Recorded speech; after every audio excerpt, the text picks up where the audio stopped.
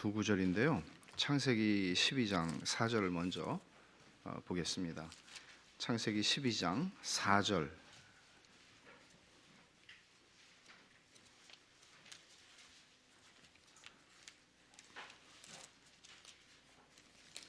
창세기 12장 4절 말씀 우리 같이 한번 읽을까요? 4절입니다.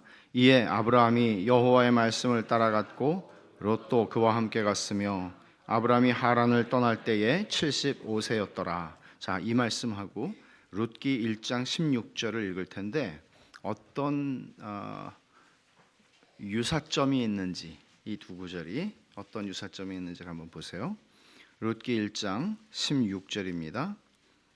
이 말씀도 우리 같이 읽겠습니다. 룻기 1장 16절. 룻이 이르되 내게 어머니를 떠나며 어머니를 따르지 말고 돌아가라. 강권하지 마옵소서. 어머니께서 가시는 곳에 나도 가고 어머니께서 머무시는 곳에서 나도 머물겠나이다. 어머니의 백성이 나의 백성이 되고 어머니의 하나님이 나의 하나님이 되시리니. 어떤 공통점이 있습니까? 앞에서는 아브라함이 하나님의 부르심을 받아서 이제 하나님이 지시하시는 땅으로 출발을 하게 되는데 여기에 조카 롯이라고 하는 사람이 따라 붙습니다. 우리는 이 장면과 롯이 그 이후에 보여주는 그의 태도들을 보면 롯이 정말 믿는 사람 맞나 확신하기가 어렵습니다. 그냥 아브라함을 따라갑니다. 아브라함이 믿는 사람이고 믿음의 사람이라는 건 알겠습니다. 근데 롯은 아브라함을 따라갑니다. 삼촌 아브라함을 따라가요. 그러나 신약 성경은 뭐라고 얘기하냐면 롯의 의로운 심령이 소돔에 살 때에 상했다. 롯이 믿는 사람이었음을 인정합니다. 자, 룻기에서는 사실 룻기의 주인공은 룻이라기보다는 나오미입니다. 그의 시어머니. 룻은 모압 여인입니다. 하나님하고 상관이 없는 사람이었습니다. 그런데 이 나오미의 가족들, 그러니까 엘리멜렉이고 남편이 두 아들과 함께 이스라엘 땅이 너무 흉년이 들고 경제적으로 힘들어지니까 이민을 간 거죠. 모압으로 이민을 가서 잘 살아보려고 갔는데 남편이 죽었고 두 아들도 죽었고 두 어린 며느리와 시어머니만 남은 겁니다. 이제 나오미가 고민하다가 이스라엘의 경제 형편이 좋아졌다는 얘기를 듣고 내가 여기서 타향살이를 계속 이렇게 남편도 없고 아들도 없이 모압 출신 두 자부와 함께 여기서 내가 이렇게 늙어서 죽어야 되나? 돌아가자 결심을 하고 돌아갑니다. 그때 두 자부에게 너네들은 여기서 남아서 이제 아직 젊으니 결혼을 해서 살아라 합니다. 근데 여기 나오미가 룻이 얘기하는 거죠. 어머니를 떠나며 어머니를 따르지 말고 돌아가라. 강권하지 마세요. 난 따라갈 겁니다. 여기서는 따라가는 사람이 룻입니다. 앞에서는 롯이었고 여기서는 룻입니다. 근데 이 두 사람은 다 특징이 따라간 사람들입니다. 이 사람들은 다 룻이 여러분 얼마나 믿음이 있었겠습니까? 룻이 얼마나 많은 걸 알았겠습니까? 근데 나오미를 따라갑니다. 이제 우리가 철로역정 2부를 들어가게 되는데 철로역정 2부에서 우리의 시선을 끄는 굉장히 중요한 한 젊은 여자가 나옵니다. 자비심이라고 하는 여자입니다. 철로역정에서 제일 마음에 드는 사람이 누구냐? 남자 말고 여자 중에. 그러면 저는 자비심을 꼽겠습니다. 대단히 매력이 있는 사람입니다. 자, 왜 그런지 한번 보죠. 철로역정 대부분 우리가 가지고 있는 철로역정에 여러분 한국말로 만화로 된 것도 많고 어린이용으로 만화는 없지만 그림들이 조금 있고 어린이용으로 나온 책도 많고 또 어른용도 많습니다. 여러분들이 아마 그 기독교 서적의 순위 같은 것 많이 팔리는 베스트셀러를 찾아보면 철로역정은 언제나 위에 있습니다. 감사한 일입니다. 근데 2부까지 있는 책은 아주 드뭅니다. 우리가 교회에서 지금 교회 서점에서 판매하고 있는 책이 2부까지 있는 책인데 2부를 이제 오늘부터 우리가 보게 될 텐데, 사실은 철로역정 1부를 존 번영이 쓰고 나서 한 6년 정도 지나가지고 2부가 출판이 돼요. 그러니까 상당한 기간이 있었던 거죠. 그리고 저는 이런 생각이 들어요. 2부가 아니었으면 우리가 조금 더 허전했겠다. 그러니까 2부, 1부에서 설명해 주지 않고 있는 미흡하다고 느끼지 않았겠죠. 근데 2부를 보면서 이 부분이 없었더라면 얼마나 부족했을까라는 생각이 듭니다. 이제 2부는 크리스천이 먼저 이제 아내가 막 뭐라 그러잖아요. 당신 미쳤냐고. 우리는 이 멸망의 도성을 떠나야 돼요. 여보, 같이 갑시다. 네, 미쳤다고 당신. 동네 사람들이 다 손가락질하고. 그러고는 결국 크리스천은 견디지를 못하고 그 길을 먼저 갑니다. 어떻게 보면 굉장히 극적인 것이, 그러니까 드라마 같은 거죠. 그렇게 우리가 세상에 살면서 나는 이제 예수 믿으니 교회로 들어가 짐 싸가지고 교회로 들어가 살겠어, 이런 얘기를 하는 건 아니죠. 그렇게 극화한 것입니다. 아내와 그러니까 처자식을 다 데리고 내가 이 예수 믿는 길을 지금 갈 수 없으니 내가 예수 믿는 걸 보류하자, 그렇게 얘기하지 않습니다. 크리스천은 그 길을 먼저 갑니다. 그리고는 우리가 지난주에 보았던 것처럼 그는 죽음의 강을 건넙니다. 죽었습니다. 결국은 이렇게 이해를 하셔야 되죠. 예수를 믿는 남편, 예수를 믿는 아버지가 있어요. 근데 아내도 이 남편을 이해 못해요. 자식들도 아버지를 이해 못해요. 그렇게 계속 믿음의 삶을 살아가다가 이 아버지는 처자식을 위해서 기도하고 눈물로 기도하다가 먼저 예수를 믿는 가운데 죽었어요. 그 이후의 얘기를 쓰고 있는 겁니다. 크리스티아나와 크리스천의 부인이죠. 크리스천의 부인은 이제 남편이 간 길을 나도 갈 거야 라고 결심을 하는 순간 계명을 합니다. 남편의 이름을 따서 크리스티아나라고 계명을 합니다. 그리고 그 길을 네 아들과 함께 출발을 하는 이야기입니다. 근데 여기에 동행자가 있어요. 그게 바로 조금 아까 제가 얘기한 자비심이라고 하는 자매입니다. 크리스천이 멸망의 도성을 떠난 뒤에 어떤 일이 있었는지를 현명이라고 하는 노인이 이야기를 들려주는데, 크리스천이 떠난 후에 멸망의 도시에는 크리스천의 모험에 관한 이야기들이 돌고 있었고 따라가고 싶어 하는 자들까지도 적잖이 일어났다는 것입니다. 물론 대부분의 사람들은 여전히 적극적인 관심을 보이고 있지 않지만, 이제는 크리스천을 미쳤다고 조롱하던 사람들조차 뭐야, 저 길을 가야 되는 거 아니야? 그런 생각을 하는 사람들이 생기기 시작했다는 것입니다. 전엔 바보 소리를 들었는데 크리스천이 이제는 칭찬하는 사람들이 생기기 시작했다는 거죠. 머저나 크리스천이 지금 살고 있는 나라의 왕의 아들께서 오시면 왜 크리스천을 너희들 그렇게 박대했냐 물으실 것이고, 그 모든 일을 마치 왕자님 자신이 당한 것처럼 심판하실 것이라는 불길한 소식도 들리는 겁니다. 누가복음 10장 16절 한번 찾아보겠습니다.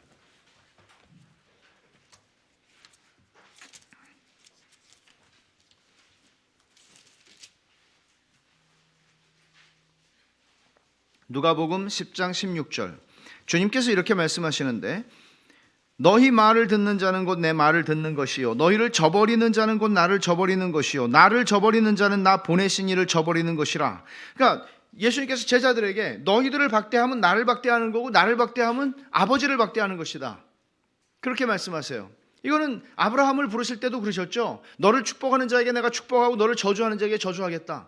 이건 하나님의 백성들에게는 예수님이, 부활하신 예수님을 사울이 다메섹으로 가서 예수 믿는 자들을 다 잡으려고 가고 있을 때 부활하신 주님을 만나요. 부활하신 주님을 만났을 때 누구십니까? 그러니까 나는 네가 핍박하는 예수다, 그렇게 말씀하세요. 근데 사울은 자기가 예수님을 핍박한 적 없어요. 예수 믿는 사람들을 핍박했지. 근데 주님은 당신 자신과 당신의 백성들을 동일시하세요. 여러분, 이런 사실을 알고 신앙생활 하셔야 돼요. 하나님은 우리를 동일시하세요. 그리스도와의 연합이라고 하는 교리가 아니더라도 성경은 그렇게 처음부터 얘기를 하고 있는 겁니다. 예수 믿는 사람 조심해야 돼요.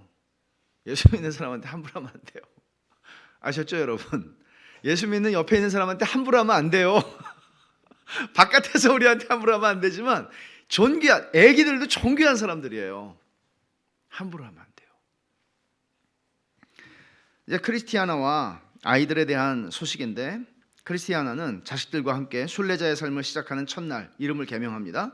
그리고는 아주 깊은 뉘우침, 회개에 이르게 되는 뉘우침인데, 이게 아직 회개에 이른 확실한 증거는 없어요. 죽음의 강을 건넌 남편의 소식을 더 이상 들을 수 없게 된 크리스티아나는 자신이 남편에게 행한 모든 부정한 행동들이 생각납니다. 그리고 그것들이 양심을 얽어매고 죄의식을 가지게 만듭니다. 그래서 남편이 그 전에 안절부절하지 못하고 신음소리를 내고 눈물을 흘리고 탄식하던 모습이 자꾸 생각나는 거예요. 남편이 자다가 이렇게 깨보면은 막 탄식을 하면서 눈물로 그런 모습들이 생각이 나는 거예요. 자신과 아이들에게 같이 가자고 호소하고 설득하던 남편의 말을 묵살하고 당신 정신 차리라고, 이 말이 생각나는 거예요.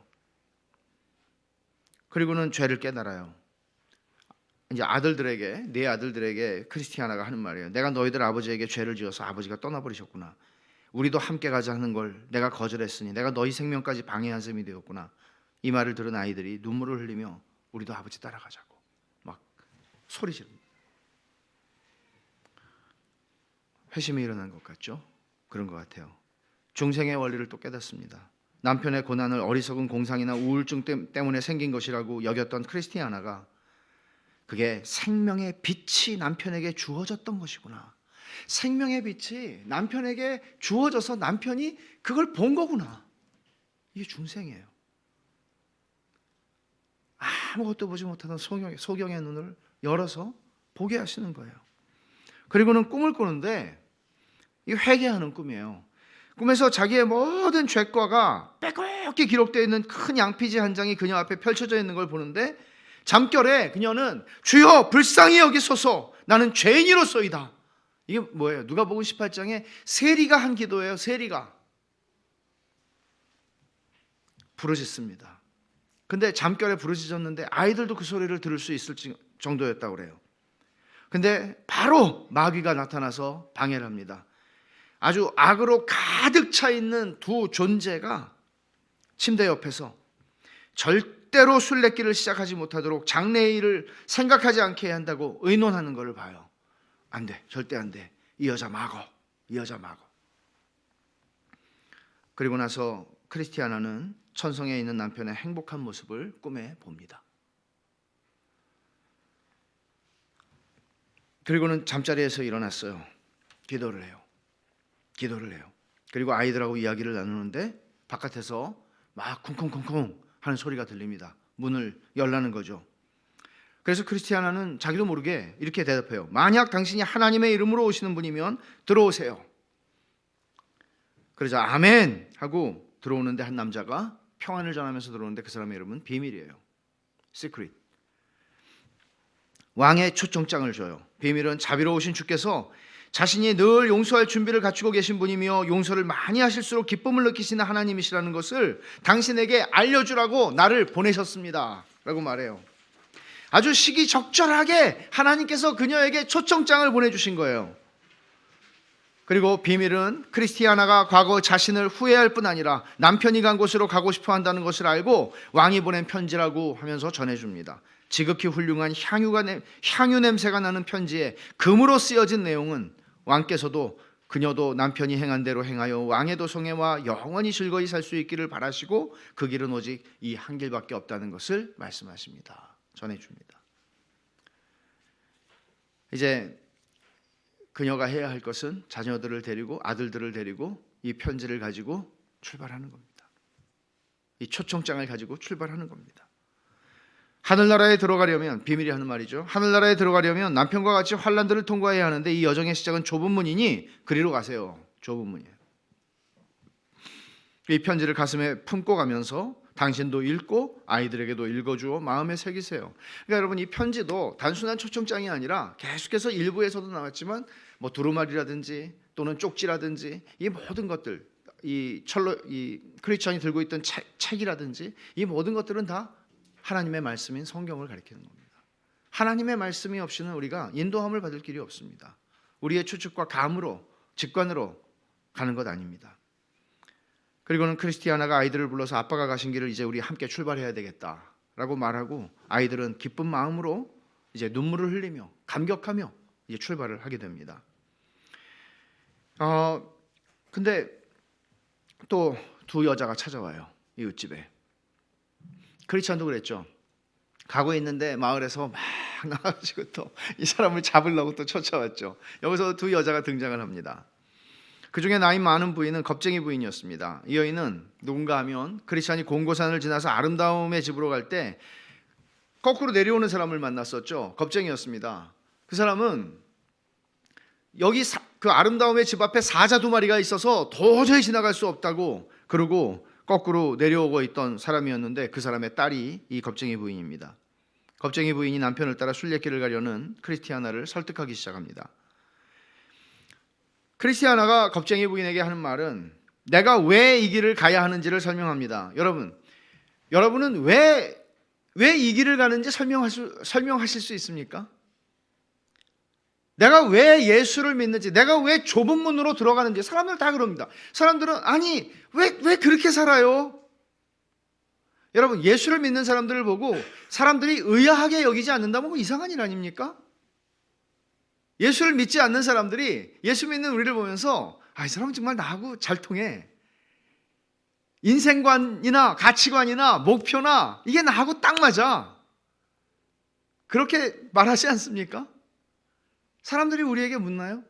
아니 왜 그래요? 여기 넓은 길에 있는데 왜 일로 안 가고 당신은 좁은 문으로 가고 험지로 가요? 우리가 왜 좁은 문으로 가야 되는지를 여러분들은 설명하시나요? 좁은 문으로 가고 계시나요?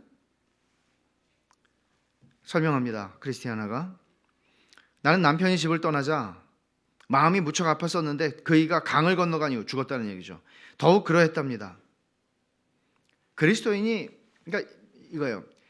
크리스천이 강을 건너간 사건, 크리스천의 죽음, 남편의 죽음, 아버지의 죽음이 사실은 이 크리스티아나와 내 아들들을 굉장히 크게 움직였던 겁니다. 그러니까 이런 면에서 저는 그리스도인들이 잘 사는 게 굉장히 중요해요. 믿음으로 잘 사는 게 중요해요. 근데 정말 중요한 거 하나가 더 있어요. 잘 죽는 거예요.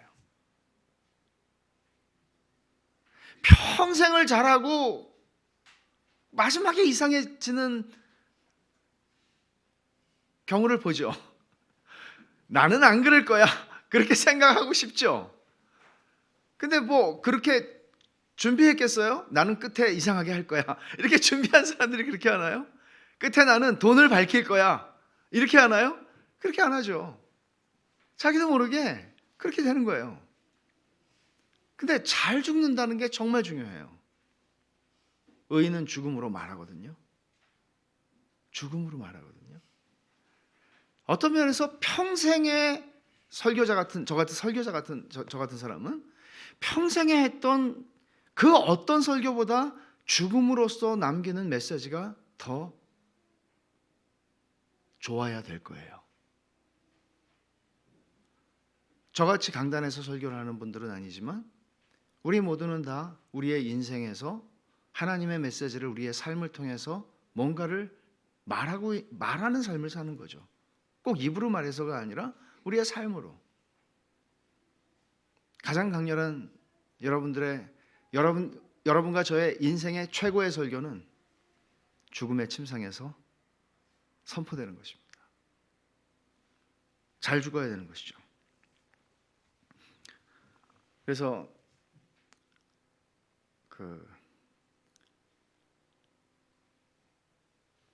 어떤 신학자가 자기의 제자에게 죽으면서 그런 얘기를 했죠.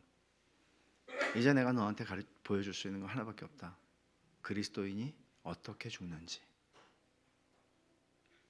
그리스도인이 어떻게 죽는지. 선한 죽음을 죽을 수 있는 은혜를 주셨으면 좋겠어요. 우리 모두. 그래서 장례식이 덜어 있겠죠? 우리 교회에서도 장례식 때마다 엄청난 메시지를 남기고 가시길 바래요. 제가 장례식에서 설교를 하는 거 말고 여러분의 삶으로, 죽음으로. 겁쟁이 부인이 크리스찬이 길을 떠난 이후에 얼마나 많은 어려움을 겪었는지 한번 생각해 보라고. 당신 여자잖아. 그리고 애들 데리고 가는데 당신 남편 그렇게 어려움을 겪고 살았잖아. 예수 믿으면서. 당신 어떻게 그 길을 혼자 따라가려고 그래? 겁쟁이 부인이 지금 자꾸 겁을 줍니다. 그리고는 고집쟁이 씨와 유순 씨를 그 증인으로 세웁니다. 이 두 사람이 크리스찬이 떠날 때 따라왔던 사람들을 말리려고. 남자인 그도 견뎌내기 어려웠는데 여자인 당신이 그 일을 어떻게 견디려고 하냐고. 애들이라도 놔두고 가라고. 딱 이 말은 바로가 했던 말이잖아요. 바로가 이제 하나님께 예배드리러 간다 그러니까 애들은 놔두고, 그러니까 하나라도 구원받지 못하게 하려고 마귀는 애쓰는 거예요. 하나라도 구원받지 못하게. 너는 갈래면 혼자 가. 애들은 놔두고 가. 이러는 거예요. 그런 고난은 내 길을 막지 못하고 오히려 내가 올바른 길을 가고 있다는 것을 증명해 줄 뿐이라고 크리스티아나가 단호하게 대답을 합니다. 마침내 겁쟁이 부인은 욕을 하면서, 그때 고집쟁이도 크리스찬이 돌아서지 않으니까 욕을 하면서 갔거든요. 근데 이 사람도 이제 욕을 하면서 이제 떠나요. 근데 같이 왔던, 지금까지 침묵하고 있던 자비심이라고 하는 젊은 여자가 있는데 이제 가자고 이제는. 그러는데 갑자기 자비심이 아니 저 남으려고 그러는데요. 이렇게 얘기하는 거예요. 자비심이 남으려고 했던 이유는 두 가지예요. 크리스티아나의 말을 듣는 동안에 마음이 크리스티아나에게 쏠렸어요. 그 이웃이 꼭 떠나야만 한다면 당분간이라도 이 여자가, 연약한 여자가 아들 넷을, 어린아이들 넷을 데리고 그 길을 가는데 내가 조금이라도 좀 전송이라도 좀 해줘야 되겠다. 이런 마음. 이게 뭐예요? 자비심의 이름값을 하는 거예요. mercy, 자비심이에요. 그리고는 두 번째 이유가 있어요. 자기 영혼에 대한 관심이 생긴 거예요. 크리스티아나의 말을 들으면서 자기 영혼에 대한 근심이 생긴 거예요. 이게 중요한 거예요. 그래서 만일 크리스티아나와 좀 더 이야기를 해보고 그녀의 말 안에 진리와 생명이 있음을 발견하면 나도 진심으로 그녀를 따라가야지, 이런 생각을 하고 따라간 겁니다. 하나는 착한 마음, 그냥. 하나는 영혼에 대한 관심. 근데 자비심이라는 인물은 굉장히 독특한 매력을 가진 인물인데 중요한 게 뭔지 아세요? 착한 마음이에요. 착한 마음이라는 건 그녀가 죄인이 아니라는 얘기를 하는 건 아닙니다. 착한 마음을 가지고 있어요. 따라가요. 겁쟁이 부인이 집으로 돌아가서 박쥐눈 부인, 아이고 무서워라. 박쥐눈 부인을 부르고 무분별 부인을 부르고 경박심 부인을 부르고 무지 부인을 불러요. 전가를 보내서 다 우리 집에 모이라고. 그러니까 이분이 노는 친구들을 보면 이분을 알 수가 있는 것이죠. 이분의 친구들의 이름이 다 그래요. 그리고는 다 모여서 이제 크리스티아나 소식을 막 얘기를 하고 비난을 하기 시작하는 거예요. 박쥐눈 부인이 말해요.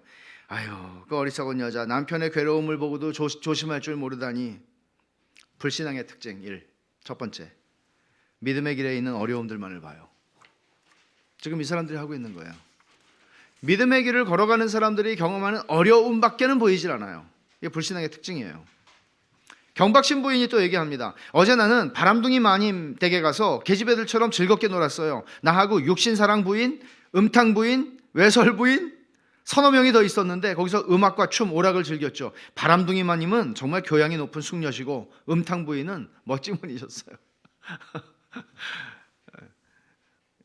불신앙의 특징 두 번째, 육신의 정욕만 추구하면서 살아요. 여러분, 우리는 얼마든지 교회 안에 있으면서 이렇게 살 수 있어요. 오늘날 이 대한민국뿐이 아니라 전 세계에서 주일 아침에 예배하러 나오고 내가 그리스도인이라는 것을 추호도 의심하지 않는 사람들 중에 이 두 가지에 묶여서 그대로 살아가는 사람들은 적지 않습니다. 여러분은 어떻습니까? 좁은 문으로 들어가라고 주님은 말씀하시지만 들어가기를 힘써도 얻지 못하는 자가 많다라고 말씀하시지만 들어갈 생각을 하지 않습니다. 나는 넓은 문으로 가면서 예수를 믿겠다고 말합니다. 그리고 육신의 정욕을 추구합니다. 세상의 모든 재미, 즐거움들을 놓치지 않으려고 합니다. 크리스티아나는 결국 네 아들과 자비심과 함께 순례길을 떠나게 되는데, 확신을 추구하는 자비심에게, 그러니까 자비심은 지금 뭐가 필요해요? 확신이 필요한 거죠. 내가 지금 이 크리스티아나 자매님을 내가 같이 좀 도와주려고 가는데 나도 좀 확신이 있으면 좋겠다. 이분처럼 확신이 있으면 좋겠다. 크리스티아나는 확신을 주고 싶어 하죠. 그래서 같이 가는데 자비심이 말해요. 아주머니와 동행할 목적만 내게 뚜렷하면 나는 저 도시로 다시 돌아가지 않을 거예요. 그러니까 뭔가 이 겁쟁이 부인이라든지 이런 사람들이 그냥 살아가는 삶의 방식이 자비심에게는 좀 불편했던 것이죠. 근데 뭔가 좀 있었으면 좋겠는데 뭔가는 모르겠는 것이죠. 그래서 이런 얘기를 하는 거예요. 크리스티아나가 말합니다. 나와 운명을 같이 해요. 나는 우리 순례의 결과를 잘 알고 있어요. 지금 내 남편은 스페인의 금광의 모든 금으로도 사지 못하는 곳에 계십니다. 당신이 나의 초대로 간다고 해도 결코 당신을 쫓아내지 않을 겁니다. 그 임금님은 자비 베푸시기를 기뻐하시는 분이시거든요. 너무나 잘 알고 있어요. 이 얘기는 무슨 얘기일까요? 도대체 어떻게 크리스티아나는 갑자기 이렇게 잘 알게 된 걸까요? 남편이 무지하게 얘기했을 겁니다. 남편이 잔소리 들으면서 시끄러워 이렇게 하는 걸 들으면서 부지런히 얘기했을 거예요. 하나님께서 나를 선택했는지 예정하셨는지 몰라서 나는 이 길을 걸어갈 수 없다고 말하는 사람들 많죠. 하나님이 나를 선택하셨는지 예정하셨는지 난 모르기 때문에, 내가 구원받은 확신이 없기 때문에 내가 계속해서 이 길을 걸어가야 되는지 교회를 나와야 되는지 잘 모르겠다고 말하는 사람들이 있어요. 근데 지금 거기에 지금 크리스티아나가 자비심에게 하는 얘기를 잘 생각해 보세요. 주님은 내게 오는 자를 결단코 내쫓지 않겠다고 말씀하셨죠. 요한복음을 한번 찾아봅시다. 6장 37절입니다.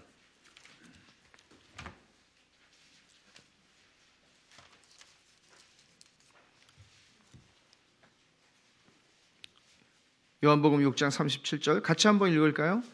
아버지께서 내게 주시는 자는 다 내게로 올 것이요 내게 오는 자는 내가 결코 내쫓지 아니하리라. 결국 무슨 얘기예요? 내게 오는 자는 내가 내쫓지 않는다. 근데 아버지께서 내게 주시는 자, 택하신 자는 다 내게로 온다. 이 말은 내게 오는 자는 내가 쫓아내지 않을 건데, 내게 오는 자는 아버지께서 내게 주신 자다. 그런 얘기예요. 주님께 나아가는 사람들이에요. 자비심이 얘기를 해요. 하지만 그 나라에서 나를 받아준다는 보장은 있나요? 크리스티아나가 말합니다. 좁은 문까지만 일단 가요. 거기서 용기를 줄 만한 대답을 얻지 못하면 그때 돌아가도 상관없으니까 일단 좁은 문까지 가요. 우리 같이. 자비심이 그럼 거기서 결정할게요. 하늘의 왕께서 나를 생각하고 계시다면 그가 거기서 내 운명을 알려주시겠죠. 근데 굉장히 특이한 대목이 여기서 나오는데, 자비심이 갑자기 울음을 터뜨리는 거예요.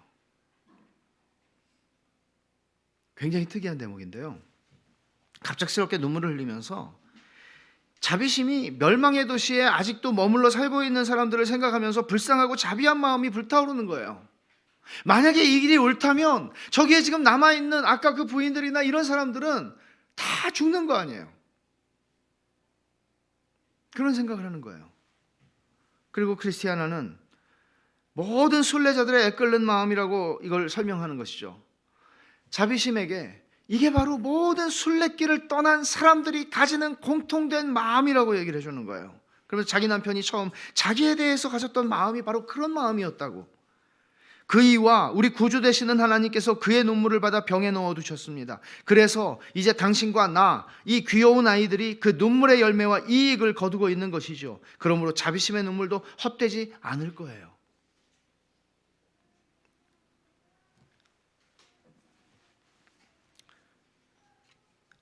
우리가 여기서 생각해야 할 것들이 몇 가지 있는데, 우리 중에 이 길을 출발할 때 자비심처럼 확신이 없이 불안한 마음의 상태로 출발하게 되는 사람들 있어요. 아까 우리가 읽은 창세기 12장 4절, 아브라함한테 하나님이 내가 내게 지시할 땅으로 가라 말씀하셨죠. 롯에게 말씀하시지 않았어요. 아브라함에게 말씀하셨어요. 근데 롯이 여러분 그 고대 세계에 살았던 사람들이 자기가 살고 있었던 땅에 산다는 것, 자기의 친족들이 사는 사회에 산다는 것, 이거는 기본적으로 안전 보장을 의미하는 것인데 그들이 알지 못하는 곳을 떠난다는 것은 너무나 큰 위험이었습니다. 그렇기 때문에 하나님께서 너를 축복하는 자에게 내가 축복하고 너를 저주하는 자에게 내가 저주한다, 그렇게 주님 말씀하신 것이죠. 안전 보장을 주신 것이죠, 약속으로. 근데 아브라함에게 하나님 말씀하셨는데 아브라함이 롯에게 조카야, 하나님께서 나한테 이렇게 말씀하셨는데 너 나하고 같이 가자. 근데 롯이 못돼 먹어가지고 삼촌이나 가세요. 왜 갑자기 날 걸고 넘어지세요? 이렇게 했으면 롯이 안 갔겠죠. 따라갔어요. 삼촌을 따라갔어요. 놀라운 얘기예요. 나오미에게 모압 두 자부가 있었어요. 룻만 있었던 게 아니에요. 근데 룻은 어머니를 따라가겠다고, 어머니의 하나님이 나의 하나님이 되고 나는 어머니 따라가겠다고 그렇게 얘기를 하고 따라가요. 도대체 얼마나 많은 지식이 있었기 때문에 이들이 아브라함과 삼촌 아브라함과 또 시어머니 나오미를 따라간 것일까요? 얼마나 많은 지식의 문제보다도 이런 사람들의 이야기를 자비심이라고 하는 사람 속에 담아내는 것이죠. 여러분, 우리의 삶 속에서도 그렇지 않습니까? 저 같은 사람은 그게 하나님의 은혜였죠. 저에게는. 우리 모두에게 하나님이 은혜를 베푸시는 방식은 다르지만 하나님께서 믿는 부모 밑에 태어나게 하셨습니다. 그래서 주님을 따르게 되었습니다. 아무것도 모르는데 그냥 다녔습니다. 부모님이 교회 가라고 그래서 만화가게로 세지 않았습니다.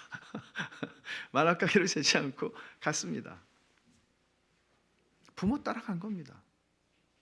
그게 저에겐 복이었습니다. 여러분 혹시 내가 정말 평생에 잘한 건 내 아내를 만난 거다, 내 아내 따라서 쫓아다니다가 예수 만났다, 이런 분은 안 계십니까? 우리가 부부간에도 한 사람은 크리스티아나처럼 확신을 가지고 있을 수 있지만 한 사람은 그냥 따라갈 수 그럴 수 있습니다. 못 가게 하는 게 아니고 따라올 수 있습니다. 착해서. 근데 그것도 은혜입니다. 그리고 그것도 때가 있습니다. 여튼 여기서 자비심이라고 하는 인물을 통해서 우리에게 보여주는 이야기가 있습니다.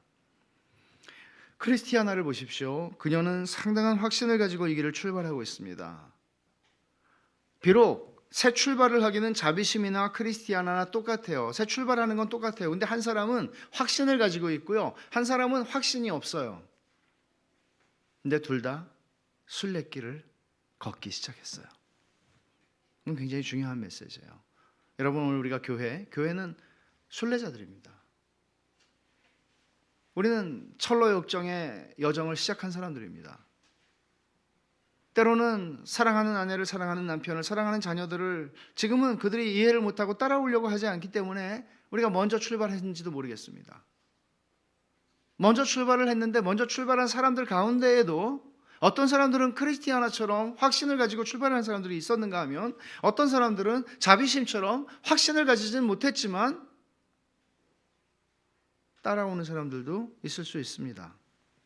이것이 다 우리가 이 순례길에 들어섰기 때문에 구원을 보장받는다는 얘기를 하는 것은 아니지만, 왜냐하면 우리가 일부에서도 봤듯이 순례길 안에 있는 사람들 중에 많은 사람들은 끝까지 가지만 천성에 들어가지 못하는 사람들을 또 보게 될 것입니다. 여기서 우리가 생각해야 하는 것은 이 두 사람의 차이. 우리는 판단하고 싶어 하는 경향이 있습니다. 우리 안에는.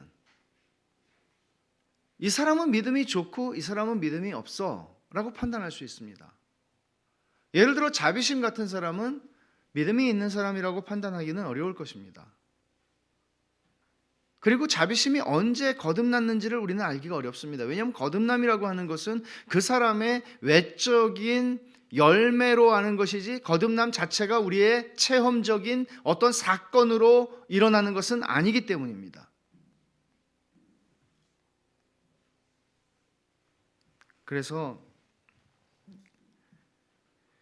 이 두 사람의 대화를 보면서 우리는 이 구별은 할 필요가 있습니다. 자비심과 겁쟁이 부인이 둘이 아침에 찾아왔잖아요. 겁쟁이 부인은 돌아갔습니다.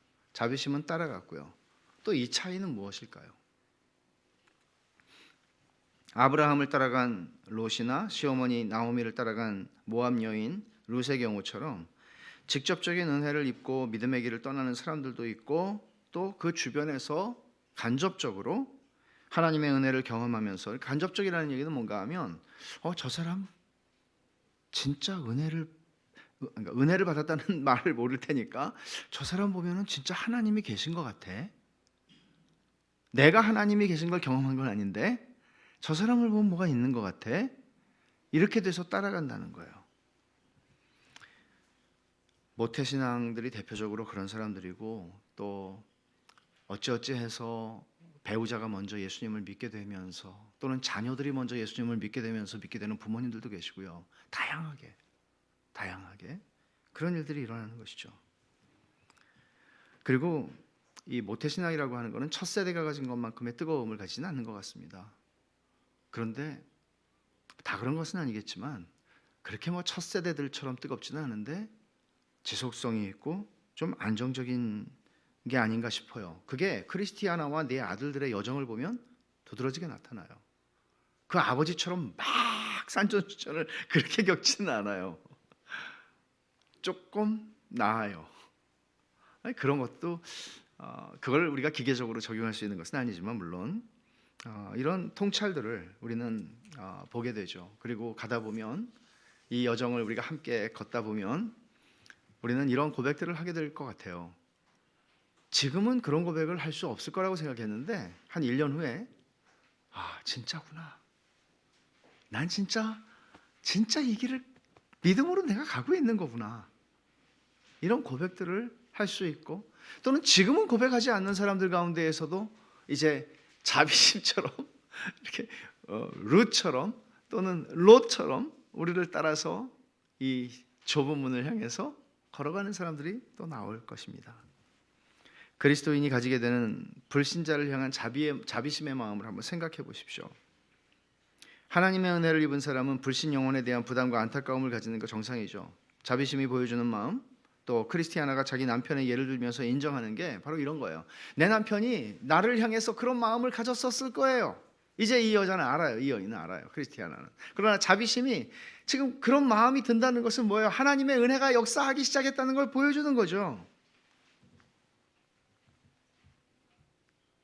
교훈과 적용입니다. 신자가 죽은 뒤에 하나님이 그의 눈물의 기도에 응답하여 이루어 주시는 열매가 있습니다. 우리는 때때로 이런 욕심이 있죠. 그 욕심은 정상적이고 자연스러운 것입니다. 내가 믿지 않는 우리 아버지를 위해서 기도를 하고 있어요. 믿지 않는 우리의 어떤 배우자를 위해서 기도하고 있어요. 근데 정말 내 살아생전에 그것을 보고 싶다. 크리스찬은 적어도 살아생전에 그걸 못 봤습니다. 크리스찬은 살아생전에 못 봤습니다. 근데 하나님께서는 상상할 수 없는 은혜를, 열매를 거두게 하십니다. 그래서 하나님께서 우리의 눈물을 병에 담으신다고 하는 시편의 말씀은 우리의 기도가 헛되지 않다는 것입니다. 헛되지 않습니다. 그래서 저는 오늘 어저께 이 말씀 준비하면서 제가 카톡 올렸잖아요. 희망을 가지라, 이거죠. 왜? 그 희망의 근거는 뭐예요? 하나님의 선하심과 약속입니다. 하나님의 선하심과 약속입니다. 이렇게 강팍한 심정을 가졌던 크리스티아나가 이렇게 변할 줄이야. 정말 우리의 기도는 헛되지 않습니다. 그리고 두 번째, 신앙의 길을 시작할 때 강력한 방해가 있는 거 정상적입니다. 신앙은 관계의 단절을 가져올 수 있습니다. 그러니까 크리스천이 했던 것은 뭔가 하면 그렇게 아내와 영적 단절이 일어난 거죠. 한 사람이 믿지 않는 상태에서 결혼해서 너무너무 잘 살다가 한 사람이 예수님을 믿게 되면서 영적 단절이 온 거예요. 영적으로 나눌 수가 없어요. 부부라는 것은 영적으로, 정신적으로, 육체적으로 하나가 되는 것입니다. 그래서 영적으로 단절이 돼요. 그러나 크리스천은 그 길을 걸어갑니다. 나중에 당신과 함께 갈 거야. 그렇게 하지 않습니다. 그 길을 걸어갑니다. 각오하고 주를 따릅니다. 그리고 하나님의 선하심이 내 사랑하는 아내와 아들들을 구원하시기를 구하는 것입니다. 그리고 세 번째로 교훈과 적용의 세 번째는 자비심의 존재를 가볍게 여기지 말자는 것입니다. 정말 그렇습니다.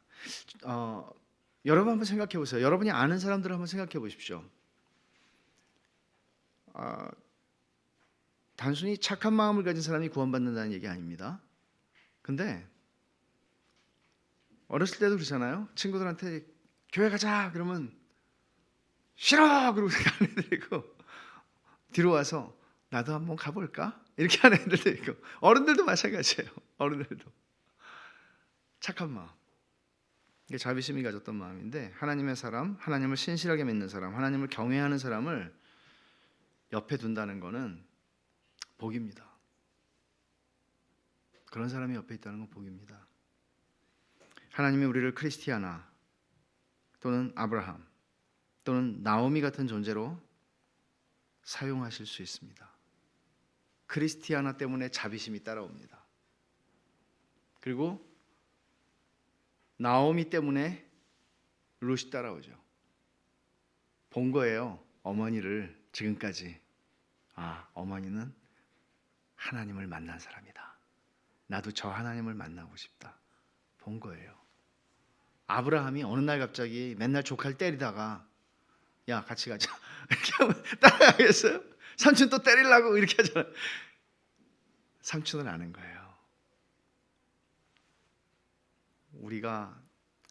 제가 신앙과 성품이라고 하는, 신앙과 성숙이라고 하는 주제로 설교를 오래 했지만 이제 끝날 때가 됐는데 우리의 신앙은 성품으로 드러나야 돼요. 하나님의 은혜가 우리를 그렇게 바꾸는 거예요. 그리고 그렇게 하면서 하나님이 하나님의 시간표에 따라서 우리 옆에 붙게 하시는 자비심과 롯과 룻과 이 이름이 비슷해가지고 이런 사람들을 우리의 삶 속에 또 크리스천에게 크리스티아나와 내 아들들을 따라 붙게 하셨듯이 이런 은혜를 우리의 삶 속에서 진짜 구원받는 자를 날마다 더하게 하시는 이런 일들이 우리의 삶 속에서 풍성했으면 좋겠습니다. 기도합시다. 하나님 아버지 감사합니다.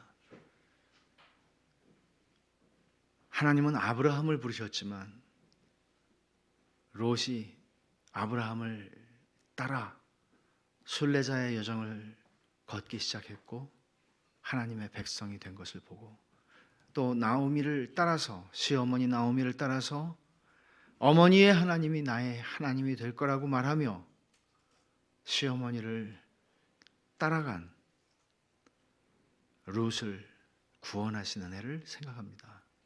하나님 아버지, 저희들도 어쩌면 아무 생각 없이 인생을 살다가 하나님께서 우리 주변에 아브라함 같은 사람을 주시고 또 나오미 같은 사람을 또는 크리스티아나와 같은 사람을 주셔서 저희들이 따라가게 하다가 주님을 만나게 하신 그런 은혜가 있는 것도 저희가 감사합니다.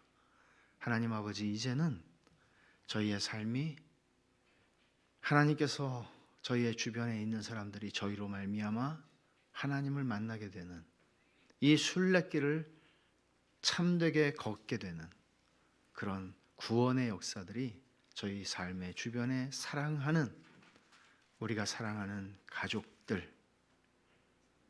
나타나게 해주시고 가족들을 넘어서서 우리의 주변에 있는 사람들도 그렇게 우리와 함께 이 순례길에 동참하게 되는 일들이 풍성하게 하여 주시옵소서. 예수님의 이름으로 기도하옵나이다. 아멘.